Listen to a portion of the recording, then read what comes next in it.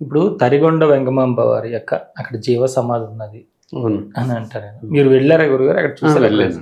వెళ్ళాను. ఇప్పుడు వాళ్ళ వంశస్థుల పర్మిషన్ కూడా తీసుకున్నాను.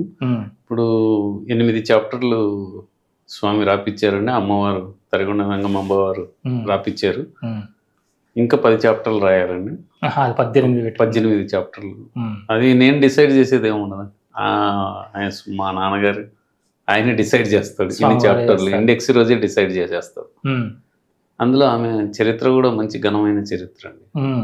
ఈరోజు మనం తిరుమల గురించి ఎన్ని చూస్తున్నాం అంటే వెంకటాచల మహత్యం కానీ, అన్నదానం కానీ అవన్నీ ఆమె ఆచరించి చూపించారు. వెంకటాచల మహత్యం అని రాయటం, వాళ్ళ వంశస్థులు 6వ తరం వాళ్ళు ఉన్నారు ఇప్పుడు. అవునండి. విశ్వమూర్తి గారని ఆయన ఉన్నారు. నేను వెళ్ళొచ్చాను. అసలు మొదట్లో అనంతాల్వాన్ వాళ్ళ తర్వాత తరిగొండ వెంగమాంబ చరిత్ర రాయొచ్చు కదా అని మా మిస్సెస్ అడిగింది. నాకు ఆ టైంలో అనుకున్నాను, కానీ అది ఎందుకో అట్లా పోస్ట్పోన్ ఈ బుక్స్ అన్ని వచ్చిన తర్వాత ఇప్పుడు తరిగొండ వెంగమాంబ బుక్ కూడా దీని ముందు అసలు హాతీరాం బావాజీది మొదలుపెట్టాను కానీ అది సంహం ఎక్కడ 2 చాప్టర్స్ దగ్గర ఆగిపోయింది. ఎందుకంటే వాళ్ళు సరైన కోఆపరేషన్ లేదు.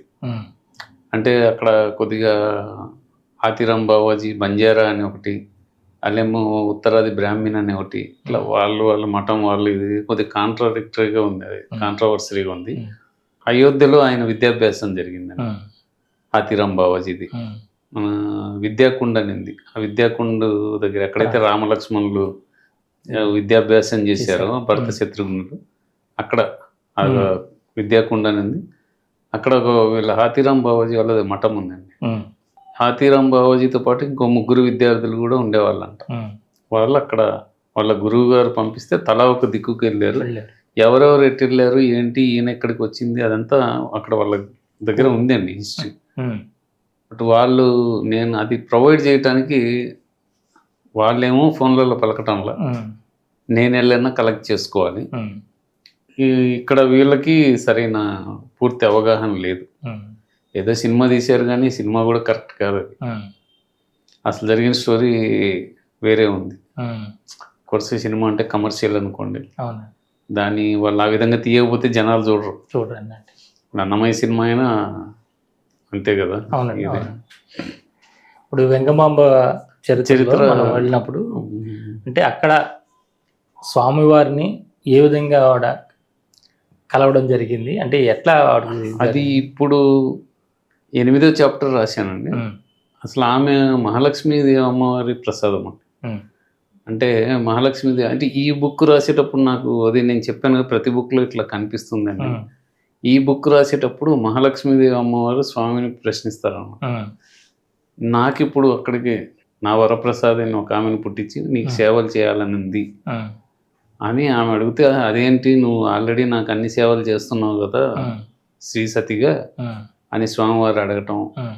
మీరు ఎప్పుడు పురుష పక్షపాతే, మీరా 12 మంది ఆళ్వార్లలో 11 మంది పురుషులే, ఒక గోదాదేవి భూదేవి అంశం మాత్రమే మీకు స్త్రీ ఆళ్వార్లు, ఇట్లా ప్రతి చోట మాకు ఇట్లా చేస్తున్నాం అని అంటే వాళ్ళ సరస సంభాషణ అది నాకు కనిపిస్తూ ఉంటే అప్పుడు రాసుకుంటూ వచ్చానండి.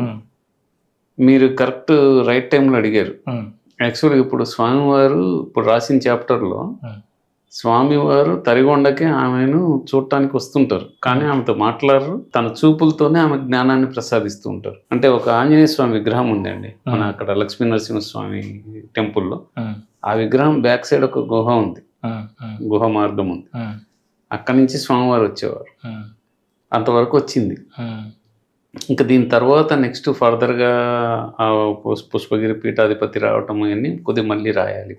ఇప్పుడు ఆమె విద్యాభ్యాసం అయినా అయిపోయి స్వామివారు రావటం వరకు వచ్చిందండి. ఇంకా నెక్స్ట్ వచ్చే దాంట్లో ఆమె తిరుమల రావటము, అక్కడ ఆవాసం ఏర్పాటు చేయటము, స్వామివారే అమ్మవారికి చెప్పి ఆమెను కిందకు పంపించి ఆవాసం ఏర్పాటు చేయటం, ఆ తర్వాత ఆమె అక్కడ తులసివనం ఏర్పాటు చేయటం, అకారం దీక్షితులని ఆయన విస్తరాకులు వేయటము, తర్వాత ఆమె మళ్ళీ తుంబురకోనకి వెళ్ళిపోవటం, తుమ్మరకోనలో స్వామివారి ప్రత్యక్షంగా రోజు వెళ్ళి ఆమెను కలవటం, అయితే అప్పుడు వెంకటాచల మహత్యం రాయటం, తిరుమలలో మళ్ళీ ఆమె ప్లేస్కి రావటము, అన్నదానం చేయటము, ఈ ఆమె రాసినవన్నీ మొత్తము వీళ్ళు తీసుకొని బయట ప్రింటౌట్లు చేపించి చేయటము, ఆమె రాసిన కీర్తనలు, స్వామి ఆమె ఇంటికి వచ్చి భాగవతం వినటము, ఇవన్నీ వస్తాయండి. నెక్స్ట్ తర్వాత ఆమె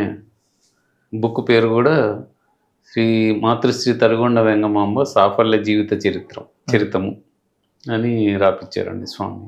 సో అది వస్తుందండి. అంటే మీరు ఎవరి గ్రంథం అయితే రాస్తున్నారో వారి దర్శనం స్వామివారు మీకు ఇస్తున్నారు, అది జరుగుతుంది. ఇప్పుడు వెంకమాంబ గారి దర్శనం జరిగిందండి. అంటే ఆమె పుట్టినప్పటి నుంచి ఆ ప్రతి చాప్టర్లో నాకు ఆమె కనిపిస్తుంది తల్లి. అది కనిపిస్తేనే రాయగలను, లేకపోతే నాలాంటి సామాన్యుడు ఏం రాస్తారు చెప్పండి.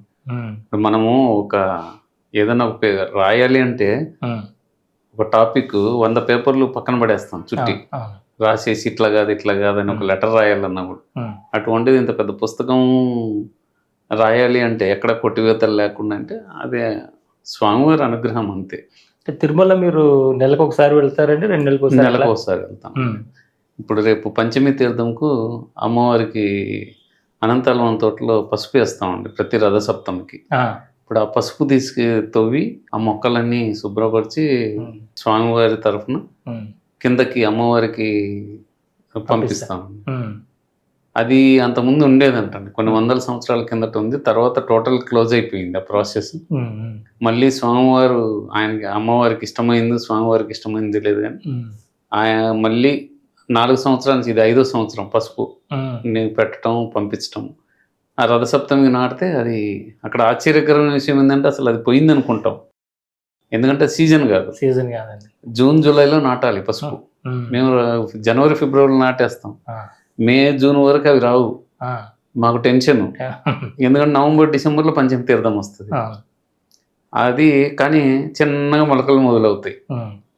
పంచమి తీర్థం రోజు ఏంటంటే అండి మనకి ఈ పసుపు అమ్మవారికి పంపించంగా అంటే గడ్డలేం తీయరు, మొక్కలే. ఆ పంచమి తీర్థం రోజు మాత్రం లోపల స్వామివారి గర్భగుడిలో స్వామివారిని మొత్తం అలంకరణ ఉపాలయాలతో సహా మీరు తిరుమలలో ఎక్కడ చూసినా ఈ పసుపు మొక్కలే ఉంటాయి. ఫస్ట్ మనం స్టార్ట్ చేసినప్పుడు 10 గంపలు పంపించాం, ఇప్పుడు 50 నుంచి 60 గంపలు పంపిస్తాం. గార్డెన్ డిపార్ట్మెంట్కి ఇచ్చేస్తాం, మొత్తం అలంకరణ చేస్తారు లోపల.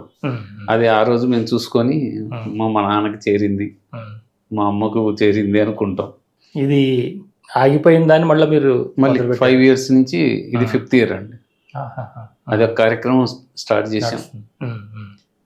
అది ఇప్పుడు బాగా డెవలప్ అయింది, తోట బాగా డెవలప్ అయింది. ఎవరెవరు వస్తున్నారు, చేస్తున్నారు కార్యక్రమాలు.